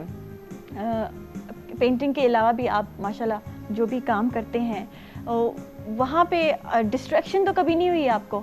नहीं, बेसिकली देखिए दो प्रोफेशंस को लेके चलने में जो माइंड था वो शुरू ही से क्रिएटिविटी की तरफ था। तो जब चाइल्डहुड में भी फादर वगैरह की भी सपोर्ट थी, मदर की भी सपोर्ट थी इसमें, तो फिर ये कि जैसे जैसे एज ग्रो अप होते गए, तो फिर ये कि इसको थोड़ा सा मैं जब दूसरे आर्टिस्टों को देखता था मैं काम इनका, तो मुझे बहुत वो उनसे इंस्पिरेशन लेता था। तो फिर जाहिर सी बात है जब वो स्टार्टिंग में तो किसी बच्चे को नहीं पता होता कि किस तरह का काम कर रहा है और किस मीडियम का क्या नाम है। तो लेकिन जब फिर ये जब इसको डिटेल में स्टडी करना शुरू किया आर्ट को, और फिर जो हमारे मास्टर्स गुजरे पाकिस्तान के, जस्ट लाइक साद खान साहब हैं, उस्ताद अल्लाह बख्श हैं, हाजी मोहम्मद शरीफ साहब हैं, फिर इनकी लाइफ को स्टडी करना शुरू किया, इनके काम को देखना शुरू किया, तो फिर पता चला कि आर्ट है क्या बेसिकली। सही। अच्छा, फेवरेट आर्टिस्ट कौन है आपके? मेरे फेवरेट आर्टिस्ट जो हैं उस्ताद अल्लाह बख्श हैं और हाजी शरीफ साहब हैं, और थर्ड जो हैं चुगताई साहब। अच्छा, फेवरेट आर्टिस्ट की पर्सनल लाइफ हो या प्रोफेशनल लाइफ हो, उनसे कोई इंस्पिरेशन आपने ली? क्योंकि जब हमारी पर्सनैलिटीज होती हैं कोई फेवरेट, तो हम उनको ज़रूर थोड़ा बहुत कॉपी करने की, उनसे कुछ सीखने की कोशिश करते हैं। क्या सीखा आपने अपने मेंटोर से? देखिए, मैंने यही चीज़ देखी है कि आर्टिस्ट जितने भी गुजरे हैं, पाकिस्तान के देखें या हम पूरे वर्ल्ड के देखें, उन्होंने आर्ट के लिए अपनी ज़िंदगी पूरी दांव पे लगा दी। कई आर्टिस्ट ऐसे भी गुजरे हैं जिनके पास खाने को रोटी नहीं थी, लेकिन उन्होंने फिर भी आर्ट को नहीं छोड़ा। हाँ। एक तरह से आर्ट की इतनी खिदमत की उन्होंने। सही। अगर हम सादत खान साहब की लाइफ को देखें, बहुत सादा ज़िंदगी गुजारी है उन्होंने, लेकिन आज देखें उनका एक पूरी दुनिया में नाम है माशाल्लाह से। सादत खान साहब को पूरी दुनिया मानती है, लेकिन उन्होंने अपनी पूरी ज़िंदगी, इवन जो लास्ट पेंटिंग उन्होंने की है फ्रेयर हॉल की, जो छत पर पूरी पेंटिंग, हाँ। शायद आपने देखा हो, जी, जी। तो वो सबसे बड़ा म्यूरल उनकी लाइफ का वही है। सही। तो और उस पेंटिंग के दौरान ही उनकी डेथ हो गई थी। तो वो अच्छा। पेंटिंग इनकम्प्लीट है। इनकम्प्लीट अभी तक इनकम्प्लीट है। इनकम्प्लीट है क्योंकि उनकी डेथ के बाद जो है उनके स्टूडेंट्स ने जो है परमिशन ली थी गवर्नमेंट से कि जो है उसको कंप्लीट करने के लिए, लेकिन फिर जब उन्होंने स्टार्ट किया था थोड़ा बहुत काम, लेकिन वो बहुत ज़्यादा डिफरेंस था उनके काम में। अच्छा। तो फिर उनको वहीं रोक दिया गया था। मतलब ये जो मास्टरपीस है वो ऐसे ही इनकम्प्लीट रहेगा। इनकम्प्लीट है वो, क्योंकि बहुत से लोगों को ये बात पता नहीं कि वो इनकम्प्लीट पेंटिंग है। अच्छा, पता नहीं चलता होगा। हाँ, फिर। पता ही नहीं चलता क्योंकि तकरीबन 70-80% जो है कंप्लीट हुई हुई है, लेकिन बीच के जो एरियाज हैं काफ़ी वो इनकम्प्लीट हैं। हाँ। तो अब वो जाहिर सी बात है, इसकी हिस्ट्री पता है हम लोगों को, लेकिन बहुत से लोगों को ये बात नहीं पता कि वो इनकम्प्लीट पेंटिंग है पूरी। सही। अच्छा, काफ़ी मैंने पेंटर्स को देखा, आर्टिस्ट को देखा, वो अपने काम के थ्रू कोई ना कोई मैसेज दे रहे होते हैं, और वो मैसेज इतना नुमायाँ होता है कि आपके जहन में भी बैठ जाता है समटाइम्स। आप क्या मैसेज देते हैं, और आपने ऐसा कोई मैसेज कभी पेंटिंग से, किसी ऐसे मास्टरपीस से लिया है? जी, बेसिकली देखिए, अभी लास्ट ईयर मेरी पेंटिंग्स की एग्जीबिशन हुई थी कनाडा में, टोरंटो में। तो वहाँ पर जो मैंने सब्जेक्ट रखा था Islamic heritage and Islamic history पे, उसका मेरा जो मेन फोकस था कि कैनेडियन जो हमारी न्यू जनरेशन है उनके लिए था कि उनको अवेयरनेस आए कि हमारे मुसलमानों की जो एक जाहो जलाल रहा, एक जो दौर रहा गुजरा है। अगर हम यहाँ देखें, हिंदुस्तान था, वहाँ सल्तनत उस्मानिया थी, स्पेन का एक बहुत बड़ा दौर गुजरा है, यानी दुनिया का तकरीबन 70% जो है मुसलमानों के हाथ में हुकूमत थी। एक वक्त ये तो गुजरा है मुसलमानों का। तो आज जो न्यू जनरेशन, उनको अवेयरनेस लाने के लिए कि हमारा असल क्या था और आज हम किस जगह फंसे हुए हैं। सही। तो ये कोशिश की है मैंने वहाँ पर कि जो है, तो उससे कि काफ़ी पॉजिटिव रिप्लाई भी आया मुझे उसका माशाल्लाह, और काफ़ी वहाँ से अच्छा फीडबैक भी मिला है। ठीक है। अच्छा, पेंटिंग जब हम लोग कर रहे होते हैं, जब आर्टिस्ट कर रहा होता है, तो क्या कोई आमद आती है, कुछ ऐसा होता है सिलसिला, या फिर आपके जो सोसाइटी में प्रेशर्स होते हैं, सोसाइटी में जो चल रहा होता है, जो मामलात होते हैं, उस हिसाब से कुछ आमद आती है? देखिए, आर्टिस्ट जो होता है वो बेसिकली एक अपने एनवायरनमेंट से बन रहा होता है, अपने माहौल को देख के बन रहा होता है आर्टिस्ट। सही। जो रियल आर्टिस्ट हैं, तो अब क्योंकि उंगली पकड़ के चलना या हाँ। किसी के इसकी सपोर्ट से चलना तो खैर बहुत हैं, क्योंकि आप हमारे यहाँ ये अगर देखा जाए तो आर्ट स्कूल से हर साल एटलीस्ट 100+ जो है स्टूडेंट्स बाहर आते हैं आर्ट स्कूल से, लेकिन हर कोई एक आर्टिस्ट नहीं बनता। सही। हर कोई अपनी फील्ड चेंज कर लेता है। इसी तरह आर्टिस्ट की जो आपने बात कही है, तो जब आर्टिस्ट पेंट कर रहा होता है, तो या तो वो अपने आसपास जिस माहौल में रहा है वो, या तो उसको पेंट करेगा वो, या फिर अपनी ही लाइफ की हिस्ट्री को करेगा, या फिर थर्ड ये होगा कि वो कोई ना कोई मैसेज दे रहा होगा उसको। सही। अच्छा, पेंटिंग मुझे ऐसा लगता है कि आजकल जो इन्फ्लेशन हमारे पूरे पाकिस्तान में, पूरी दुनिया में है, तो हर कोई चाहता है कि कोई ऐसी फील्ड हो जिसमें जल्दी पैसा आ जाए, लेकिन आर्टिस्ट की शायद ये सोच नहीं होती। देखिए, या होती है? नहीं, देखिए, आर्ट प्रोफेशनल लाइफ में अगर देखें ना, जिसका अगर आप देखें आज से, अगर हम पिछली सदियों में देखें, तो उस दौर में जो है प्रोफेशनल लाइफ जो है, ये जैसे आज के दौर में प्रोफेशनल लाइफ है कि हम मीडिया की तरफ आ जाएं, या इंजीनियरिंग की तरफ आ जाएं, या डॉक्टर, या आईटी की फील्ड में आ जाएं, जैसे आज के दौर में हमारे पास ये प्रोफेशनल हैं। लेकिन अगर हम अब से 60 ईयर्स या 100 ईयर पहले देखें, तो उस वक्त जो है प्रोफेशनल बने हुए थे ये, कि अदब से ताल्लुक़ रखने वाले लोग अलग होते थे, आर्ट से ये प्रोफेशन था, ये प्रोफेशन था, एज अ प्रोफेशन यूज़ करते थे। तो इसी तरह अगर हम ये बात करें आर्ट के हवाले से कि आज की उसके जो है फाइनेंशियली उसको सपोर्ट मिलती है, तो अगर देखें इस आर्ट को जो है फाइनेंशियली माशाल्लाह बहुत स्ट्रॉन्ग है हमारे आर्टिस्ट आज।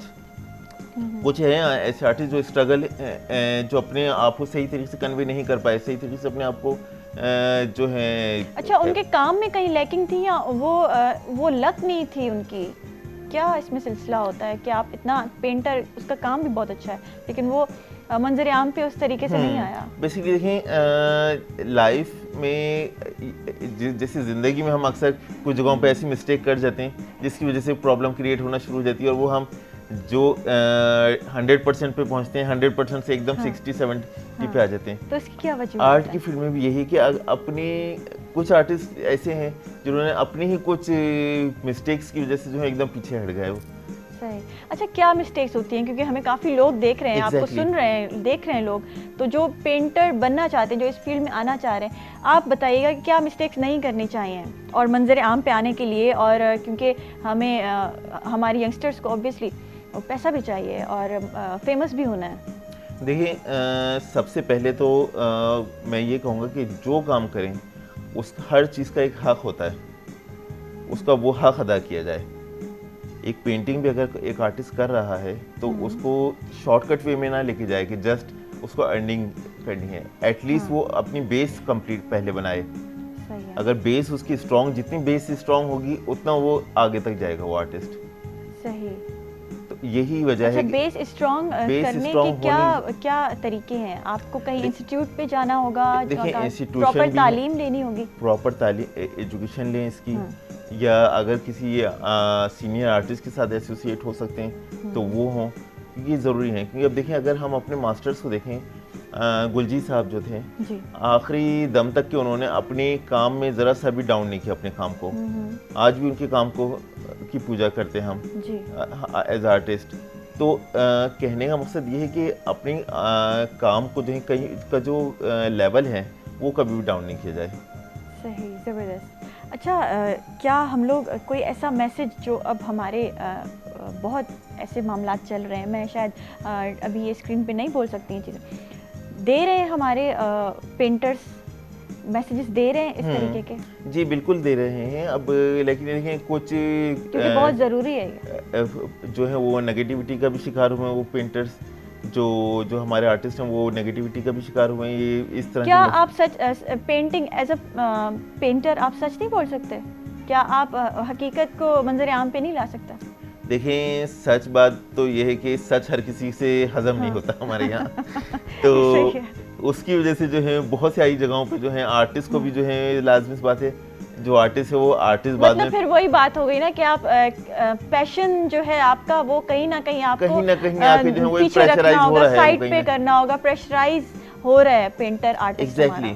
तो कहीं ना कहीं आके वो प्रेशराइज हो रहा है, हमारे जो एनवायरनमेंट है उसमें कहीं ना कहीं आके फंस जाता है वो। ठीक है जी, ज़बरदस्त बात है आपसे इरफान साहब, और आप ऐसे ही अपने काम में लगन दिखाएं और मेहनत करते रहें और हम सब आपको पसंद करते रहेंगे। नाज़रीन, अॾु ब्रेक जो टाइम थी वियो आहे, वरी मिलूं था मॉर्निंग एट PTV नेशनल ते, काॾे न वञो, असां सां गॾु रहिजो।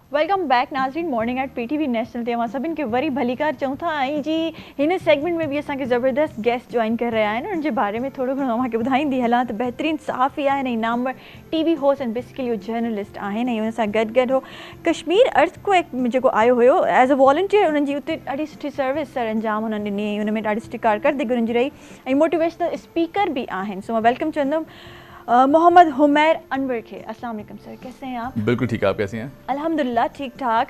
अच्छा, आज का हमारा जो टॉपिक है बेसिकली वो है फोकस रहना आपके गोल्स पे।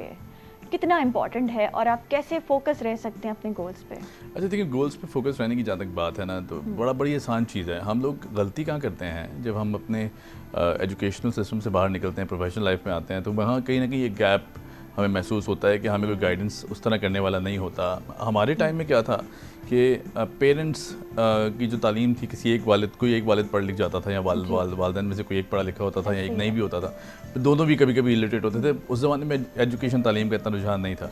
आज के दौर में जो तालीम है ना, वो तो काफ़ी अल्हम्दुलिल्लाह बहुत बेहतर है। हमारा जो यूथ है बहुत एम्पावर्ड है। अच्छा, मैं उनको डायरेक्शन यहाँ इंटरप्ट करूँगी हाँ। कि तालीम सिस्टम सारा सब बेहतर है, लेकिन हमारे जो यूथ है वो बहुत डिस्ट्रैक्टेड है। देखिए उसमें वो मैंने जैसे हाँ, शुरू में, सॉरी जी। मैं आपकी बात काट रही नहीं, हूँ, नहीं, जहाँ मैंने शुरू में बात की कि वो हम लोग फारिग टाइम मिलता है थोड़ा सा भी, तो हम लोग स्क्रॉलिंग करने लगते हैं। हमारे पास ये हर वक्त फ़ोन रहता है साथ, जिसमें हम लोग कुछ भी देखते रहते हैं और उसके बाद हम लोग वो चीज़ बहुत इन्फ्लुएंस करती है हमें।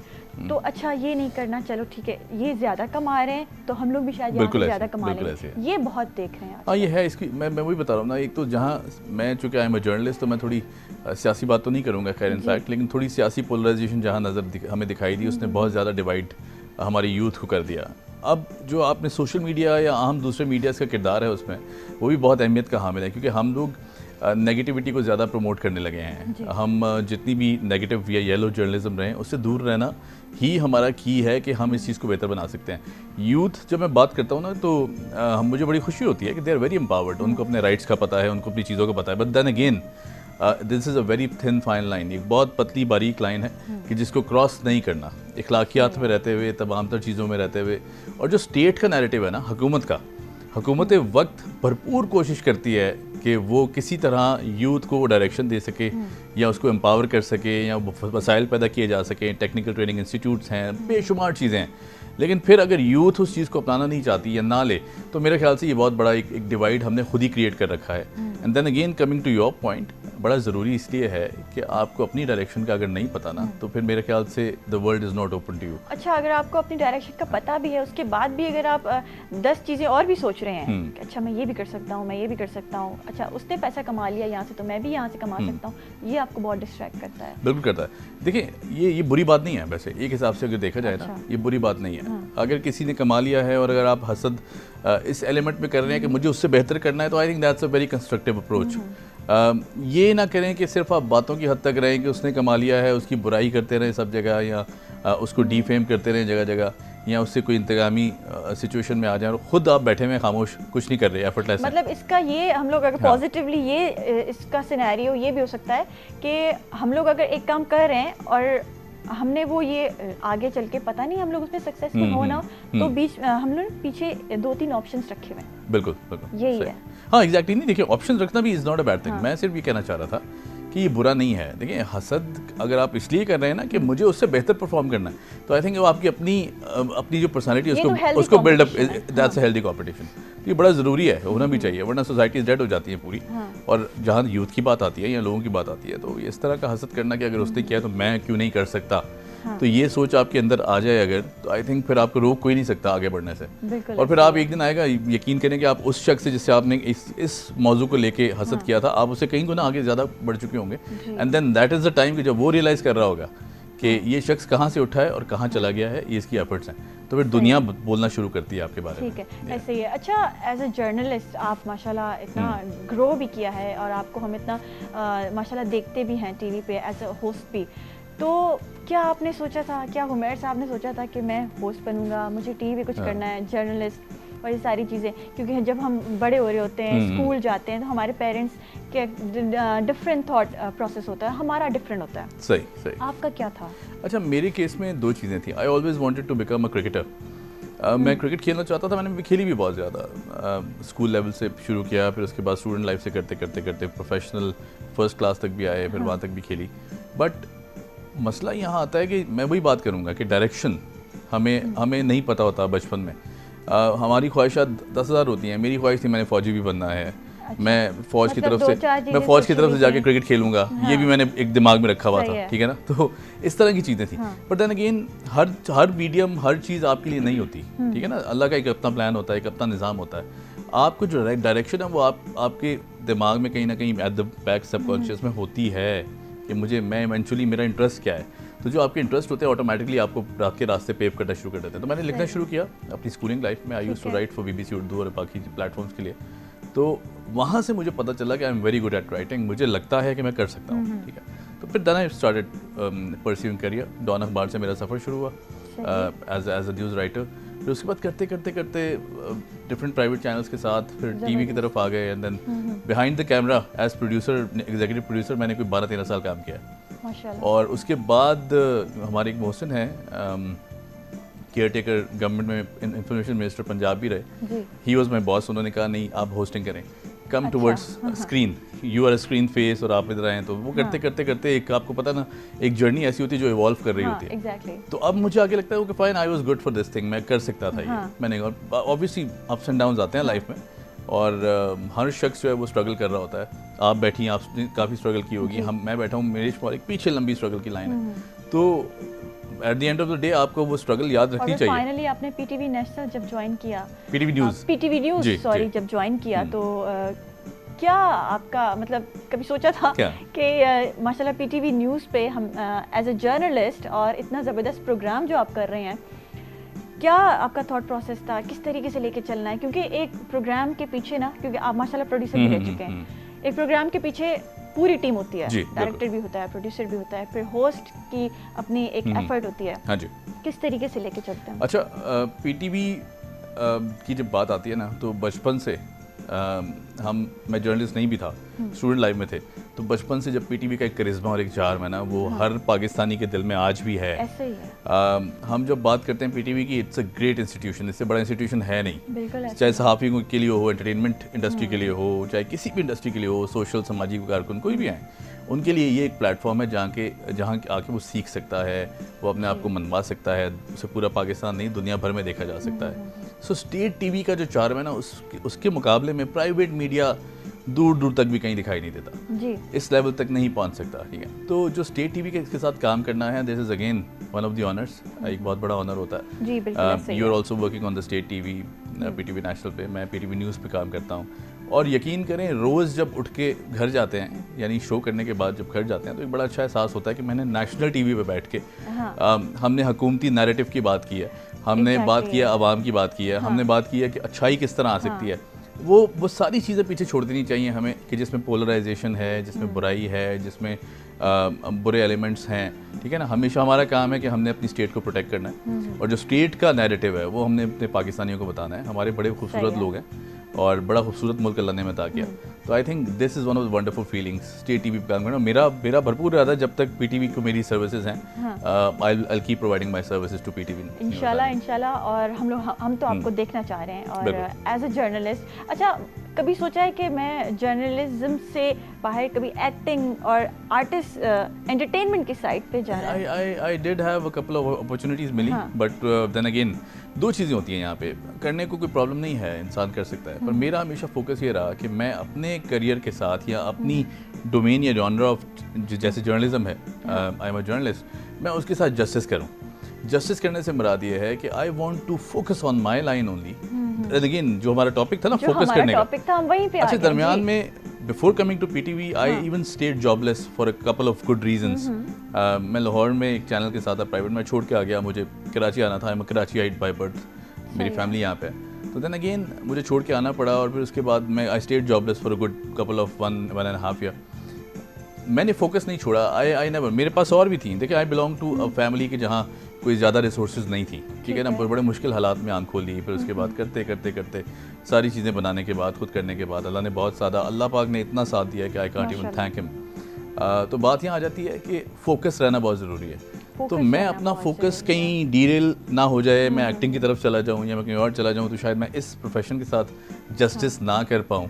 तो I think I love my profession, और मेरा यही है कि मैंने इसी फोकस करना है। ये हमारे लिए, हमारे व्यूअर्स के लिए, कि जब आप एक काम कर रहे हैं और माशाल्लाह आप बहुत अच्छा कर रहे हैं, थैंक यू, तो आप उससे हट के कुछ और ना सोचें। बिल्कुल बिल्कुल। आप अगर माशाल्लाह एज अ प्रोड्यूसर भी आपने बड़ी ज़बरदस्त कारकर्दगी रही है। जी। अच्छा, उसमें कितना मज़ा आया आपको? हाँ, बहुत ज़्यादा। ये बड़ा अच्छा वो सवाल है। देखिए, प्रोडक्शन ऐसी चीज़ है, बिहाइंड द कैमरा हमारी जो टीम बिहाइंड द कैमरास काम करती है, they are the unsung heroes. इन्हें कोई नहीं जानता, ये सामने नहीं आते।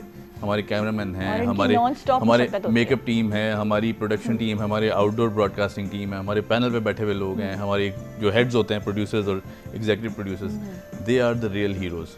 ये अगर नहीं हमारा साथ दें या उस तरह हमें गाइड ना करें, तो आई थिंक एक होस्ट बैठा हुआ इज अ यूजलेस टूल। हम हमें समझ ही नहीं आएगा हमने करना क्या है एग्जैक्टली। अगर कैमरामैन हमें अच्छे से हमारे एंगल्स नहीं बनाएंगे, कैमरा प्लेसमेंट नहीं करेंगे, लाइट्स भी अच्छी नहीं दिखाएंगे, तो हाँ ऑब्वियसली दैट्स अ फैक्ट। तो ये सारी एक कलेक्टिव टीम एफर्ट होती है। बिहाइंड द काम करने का, कैमरा काम करने का आज भी मेरे अंदर है। I usually when I sit on my seat, तो मैं अपनी टीम से डिस्कस कर रहा होता हूँ कि भाई ये लाइट सही नहीं है, इसको इधर कर दें, इसको इधर कर दें। कम जर्नलिस्ट तो फिर उसका तो ये काम होगा, बिल्कुल ऐसे वो सारी चीजें देख रहा होगा। अच्छा, जैसे हमें नहीं पता कि पीछे क्या हो रहा है, हम लोग सिर्फ देख रहे हैं कि हाँ भाई नॉन स्टॉप मुशक्कत चल रही है, मेहनत चल रही है, हार्ड वर्क चल रहा है, बिल्कुल, लेकिन हमारा अपने काम पे होगा डेफिनेटली। लेकिन जब प्रोड्यूसर, जर्नलिस्ट, होस्ट होगा तो वो कहेगा अच्छा इसमें ये मसला है, उसमें वो मसला है। बिल्कुल, तो कभी ऐसा नहीं होता कि टीम में थोड़ा क्लैशेस हो जाए? नहीं, हो जाता है कभी कभी। क्या होता है कि यूजुअली जब ज़ाहिर टीम बहुत थक भी आती है, कभी कभी कोई होता है कि ज़ाहिर घर से आ रहे हैं, डिफरेंट रवैये हैं, किसी का कोई अपना बीमार भी हो सकता है,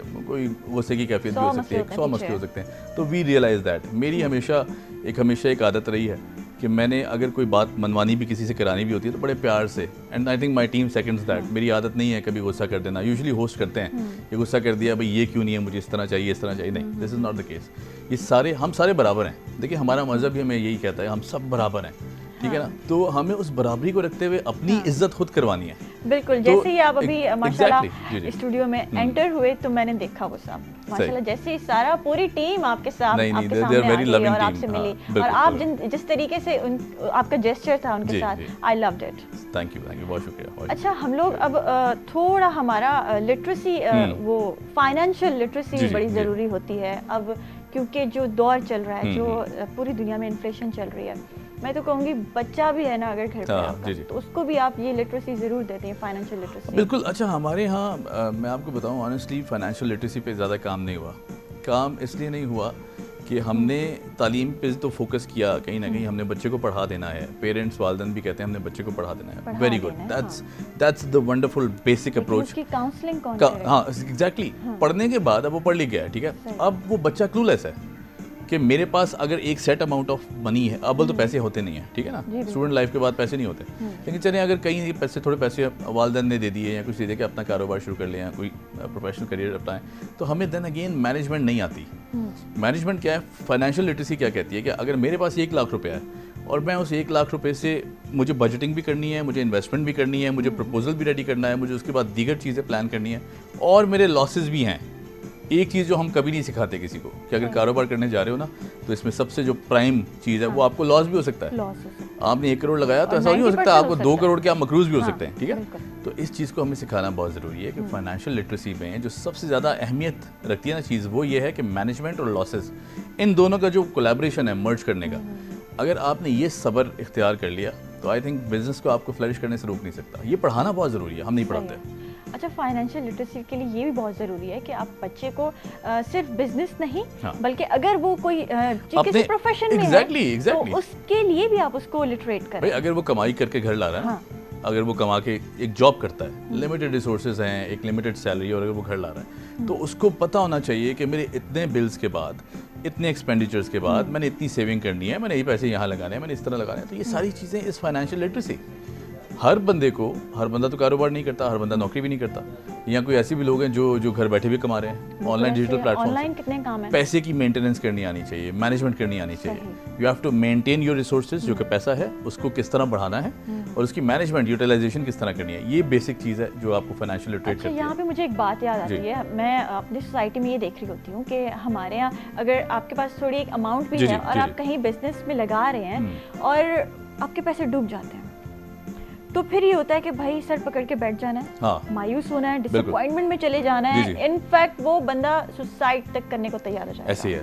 दिस इज वेरी अनफॉर्चुनेट। इससे कैसे बचा जाए? देखिए, इससे बचना बड़ा आसान है। देखिए, जितने भी बड़े साइंसदान गुजरे, न्यूटन है, ठीक है, उसके बाद आर्मस्ट्रॉन्ग चांद पे चले गए, उसके बाद दीगर मैं बड़े बड़े नाम लूँगा, क्रिकेटर्स हैं हमारे यहाँ, इतने बड़े बड़े नाम हैं, जावेद मियादाद हैं, वसीम अकरम है, और बड़े बड़े दीगर नाम हैं जिन्होंने बहुत सारी सर्विसेज दी। क्या इनकी लाइफ में फेलियर्स नहीं थे? बिल्कुल। इनकी लाइफ में बेशुमार फेलियर्स हैं। आप किसी कामयाब इंसान को उठाएं, ठीक है, मैं बिल गेट्स की मिसाल देता हूँ अक्सर, उनको उठाएं, बेशुमार फेलियर्स थे। पहले फेलियर जो बल्ब इजाद किया गया तो ऐसा नहीं था कि पहली बार में वो बल्ब बनाया गया और वो जलना शुरू हो गया, नहीं, there were thousands of failures उसके पीछे। वो बना होगा, वो टूटा होगा, वो उसमें लाइट नहीं आती होगी, उसकी ट्रांसमिशन सही नहीं होगी, और मायूसी भी आई होगी, एग्जैक्टली, कहीं ना कहीं ये भी आया होगा, छोड़ दूं, बिल्कुल, कहीं ना कहीं लॉसेस भी बहुत ज्यादा हुए होंगे। लेकिन देन अगेन देखें, consistency and focus again is the prime key towards each and every success. वो कहते हैं ना जी कि बड़ा अमीर आदमी है, बहुत सारे पैसे होंगे इसके पास, बहुत सी चीज़ें बना ली होंगी, बड़ा सक्सेसफुल है, तो तनकीद तो हम पॉइंट कर लेते हैं ना उस पर आसानी से। उसके पीछे जर्नी तो देखें, उसकी जर्नी के पीछे हज़ारों फेलियर्स हैं, उसकी जर्नी के पीछे हज़ारों मायूसियाँ हैं, उसकी जर्नी के पीछे इतने सारे टाइम्स हैं, वक्त होंगे, औकात होंगे कि जब वो सोचता होगा कि मुझे ये बहुत बड़ा लॉस हो गया, मेरी सारी जमा मुझे लग चुकी है, मैं अब कैसे मुंह दिखाऊं सोसाइटी को, अपने घर वालों से क्या कहूँगा, खुदकुशी करने की नौबत आ जाती है, फलानी चीज़ों की नौबत आ जाती है। I think failure is the most beautiful thing towards success. Exactly, जब आप उनसे सीख लें ना, अब आप फेल नहीं होंगे। आप 6 दफ़ा फेल हो चुके हैं ना हर डायरेक्शन में, तो अब कोई डायरेक्शन, आपको सब डायरेक्शन का पता है, अब आप सक्सेस की तरफ और जाएंगे। आप हुमैर साहब बड़े बड़े नाम ले लें, बड़े बड़े नाम, ऐसे एग्जांपल्स हैं हमारे सामने जो फेलियर्स के बाद और बिल्कुल जीरो से स्टार्ट करके आपके सामने बड़े बड़े एग्जांपल्स हैं। जैसे अभी आपने नाम लिया बिल गेट्स, जी बहुत बड़ी मिसाल है। हाँ। अब स्कूल ने किक ऑफ कर दिया, आप उसको देख लें, अपना जो गूगल के ओनर हैं उनको देख लें, और बड़े सारे चीज़ लोग हैं, किसी ने किसी को जॉब नहीं दी। इनफैक्ट मैं जहाँ सीईओज देखती हूँ और जितने सीईओज को मैं जानती हूँ, वो बहुत फेल हो के गिर पड़ के और फिर कहीं पहुँचते हैं। कोई दो राय नहीं है। देखें, बात फेलियर्स की भी अगर आप करें ना, और रिस्क लेना भी बड़ा जरूरी है, रिस्क मैनेजमेंट अगेन। आप फेल हुए, आपका सारा कुछ चला गया, अब दोबारा खड़ा होना सीखना है आपने। ऐसे नहीं है कि आप देखिए, अल्लाह पाक ने हमें ज़मीन पे भेजा है ना, तो there is always a reason. हम एक रीज़न में गलत हो सकते हैं, एक डायरेक्शन में गलत हो सकते हैं, दूसरी में हो सकते हैं, तीसरी में, चौथी डायरेक्शन हमारी बिल्कुल सही होगी, ठीक है ना। ऊपर जो अल्लाह पाक हमारे ऊपर, उनकी नज़र है, उनका चेक एंड बैलेंस है, कभी भी गिरने नहीं दे सकता। अल्लाह अपनी मखलूक से इतनी मोहब्बत करता है, ठीक है ना, कभी गिरने नहीं। उसमें कहीं ना कहीं हमारी डायरेक्शन को पहचानने में गलती है, वरना अदरवाइज जब बात आती है अल्लाह पाक की तजल्लियात की या सक्सेस रेशो की, तो वो तो 100% है, उसमें कोई दो राय हो नहीं सकती, ठीक है। तो बात यह है कि हमने खुद अपने फेलियर से सीखना है। हम गिरे एक दफ़ा, बहुत बुरी तरह गिरे। There was a time, I think आज से कुछ 6-7 साल पहले, आई वेंट टोटली बैंकरप्ट। मतलब मेरी सारी चीज़ें ख़त्म हो गई, मेरे ऑल ऑफ अ सडन कुछ इंसिडेंट्स हुए जिसके पास मेरे पास 1 रुपया नहीं बचा था। But then again you have to learn कि अगर ये सिचुएशन पैदा हुई है तो मुझे दोबारा कैसे खड़ा होना है। मैंने पहले भी बनाया था, मुझे अल्लाह पाक ने पहले भी ये सकत दी थी कि मैंने ये पूरी एम्पायर खड़ी की थी, अब गिर गई है, दोबारा कैसे लाना है। तो आई थिंक ये फेलियर आपको सिखाता है। दोबारा आपको ये फेलियर इतना तजर्बा दे देगा कि आप दोबारा उस सक्सेस की तरफ जाने की कोशिश करेंगे, तो ये फेलियर रास्ते में नहीं आएगा। बिल्कुल ऐसा ही। अच्छा, जो हम अभी बात करें, मैं ये सोच रही हूँ कि ये चीज़ें हमारे पास स्कूल में या इवन कॉलेज और यूनिवर्सिटीज़ में नहीं सिखाई जाती। हमारे पास बुक्स दे दी जाती हैं, जब बच्चे स्कूल जा रहे होते हैं, मैं देखती हूँ उनके पास इतने बड़े बड़े बैग्स होते हैं बैग पे। लेकिन ये सारी चीज़ें हमें ज़िंदगी सिखाती है, डेफिनेटली। लेकिन बेहतर नहीं होगा कि अगर ये सारी चीज़ें हमारे पास सब्जेक्ट्स में आ जाएं, चाहे वो फाइनेंशियल लिटरेसी है, चाहे वो गोल्स पे फोकस करना है, तो ये है हमारे सब्जेक्ट्स में अब। अच्छा देखिए, कुछ चीज़ें ना, अब जैसे मैं आपको बताऊँ, पढ़ना लिखना ज़रूरी क्यों है। पढ़ना लिखना, अब आपने भी नोट किया होगा, हर शख्स यही सवाल करता है कि मैंने फिजिक्स पढ़ी, मैंने केमिस्ट्री पढ़ी, वो काम नहीं आता, या मैंने मैथ्स पढ़ ली है, या मैंने और चीज़ें पढ़ ली हैं, फ़लसफ़ा भी पढ़ लिया है, फिलॉसफी पढ़ लिया है, लेकिन मैं उसको इम्प्लीमेंट कहाँ करूँ रियल लाइफ में, कहाँ करूँ। तालीम का मकसद इम्प्लीमेंटेशन हरगिज़ नहीं होता। तालीम का मकसद ये है कि आपको वो शऊर दे देना है कि जहाँ अच्छा बुरा क्या है, जहाँ मेरे लिए सिमत कौन सी सही है गलत है, ठीक है, ये चीज़ कैसे होगी, इसके बेसिक्स मैं जानता हूँ, ये लाइट के पीछे मैं बेसिक्स जानता हूँ क्या है, मैंने पढ़ा हुआ है ये, राइट। बट देन अगेन मेरा ये काम नहीं है, मेरी ये स्पेशलिटी भी नहीं है। आपको वो एक शऊर मिल जाता है कि जो एक अनपढ़ शख्स से और एक पढ़े लिखे शख्स में एक डिफरेंस जो होता है ना, ये शऊर आपको बहुत हेल्प करता है कि फिर आपको अपने आप का पता होता है कि मैंने सफाई सुथराई रखनी है, हाइजीनिक माहौल इख्तियार करना है, मेरी ज़बान से किसी को तकलीफ नहीं होनी चाहिए, मेरे रवैये से सब महफूज रहें, मैंने कलेक्टिव सोसाइटी को किस तरह आगे लेके जाना है, मेरी अप्रोच क्या है, मैंने गिरना है, संभलना है, ये सारी चीज़ें ये आपको तालीम देती है। ठीक है, आपने प्रोफेशनल लाइफ का करियर अपना खुद बनाना है। वो कहते हैं ना, हुनर जो है वो बड़ा ज़रूरी है। हुनर और तालीम एट पार चलते हैं, स्किल्स होना बहुत ज़रूरी है। एग्जैक्टली, ये बहुत ज़रूरी है। और आजकल हमारे पास जो ये सोशल मीडिया भी है ना, इवन जो ऑनलाइन जितने भी प्लेटफॉर्म्स हैं, ऑनलाइन जितना भी लोग काम कर रहे हैं, मैं कहती हूँ ये बेस्ट है। बिल्कुल बिल्कुल। देखिए, this is the new normal. हम एक ज़माने में थे जब हमने आंख खोली तो आई थिंक पीटीसीएल एक घर में हुआ करता था, यही था पूरे मोहल्ले के। और वहाँ पे क्या होता था कि भागे हुए रोज रात को फैमिलीज आके बैठती थी। सेल फोन्स का कॉन्सेप्ट नहीं था, सोशल मीडिया तो दूर दूर तक नहीं था, दूर तक और हम जानते भी नहीं थे ये टाइम आएगा। कंप्यूटर्स नहीं थे। तो इवॉल्व कर रही है society. Now the new normal is social media on digital marketing, digital platforms. तो आई थिंक टाइम के साथ साथ ग्रो करने का ये अंदाज़ है कि आप अपने आप को अपग्रेड रखें विद टाइम। ठीक है।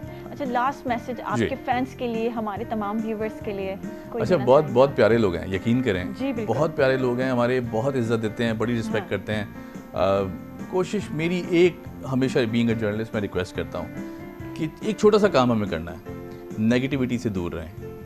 किसी की कोई गलत बात पता चल गई है, देखिए हम कोई भी परफेक्ट नहीं है, हमारी लाइफ में बेशुमार ऐसे राज हैं जो हम जानते हैं कि गलत हैं, ठीक है, किसी और की लाइफ में गलत हैं, उस पर पर्दा डालना सीखें। पर्दा इस तरह डालें कि ये फैलाएं नहीं बातें। सोशल मीडिया एक बहुत बड़ा प्लेटफॉर्म है, इसे पॉजिटिव इस्तेमाल करें। जब तक हम फैलाना शुरू करते हैं, तस्दीक करना शुरू करते हैं। और सबसे बड़ी बात मैं इस प्लेटफॉर्म से कहना चाहूँगा, एक लास्ट मैसेज जो मैं अपने शो में भी करता हूँ, हमारे जो इदारे हैं, हमारे अस्करी इदारे हैं, हमारी लॉ इन्फोर्समेंट हैं, हमारी एजेंसीज़ हैं, हमारे मुल्क के सरबराह हैं, हमारे प्राइम मिनिस्टर हैं, हमारे सदर साहब हैं, ये वो इंस्टीट्यूशंस हैं कि और हमारी मुअज़्ज़ज़ अदलिया है, अदालतें, ये वो इंस्टीट्यूशंस हैं जिनका फ़र्ज़, जिनकी अतात, जिनकी रिस्पेक्ट हम पे लाजिम और मलजूम है। तो कोशिश करें एक पाकिस्तानी होने का सबूत दें। इन इदारों पे कीचड़ उछालेंगे तो मेरा ख्याल से हम खुद बहुत ज़्यादा नीचे चले जाएंगे। बेसिकली हम अपनी ही जड़ें काटना शुरू कर देते हैं जब हम इस तरह की कैंपेन्स जब हम नेगेटिविटी में आ जाते हैं और फेक न्यूज़ में आ जाते हैं, और चीज़ों में आ जाते हैं। पॉजिटिव रहना बहुत ज़रूरी है। Thank you so much Umair Sahab, and thank you once again for being on the show. आपने इतने कीमती टाइम में से, माशाल्लाह आपका आज शो था जी जी, और उसके बाद भी आपने हमें टाइम दिया। Thank you so much. नाज़रीन, इतने असांजे प्रोग्राम जो टाइम बिल्कुल ख़त्म थी वियो आहे। ज़बरदस्त कचहरी थी ऐं फोकस कीअं रहिजे गोल्स ते, इहो ॾाढो ज़रूरी आहे। मां ॾाढो पिरायो पंहिंजे गेस्ट मां, ऐं उमेद आहे त अव्हां बि पिरायो हूंदो। सुभाणे नए टॉपिक सां, नए महिमाननि सां वरी हाज़िर थी वेंदासीं। सबा अली खे ॾींदा इजाज़त। अल्लाह हाफ़िज़। पाकिस्तान ज़िंदाबाद।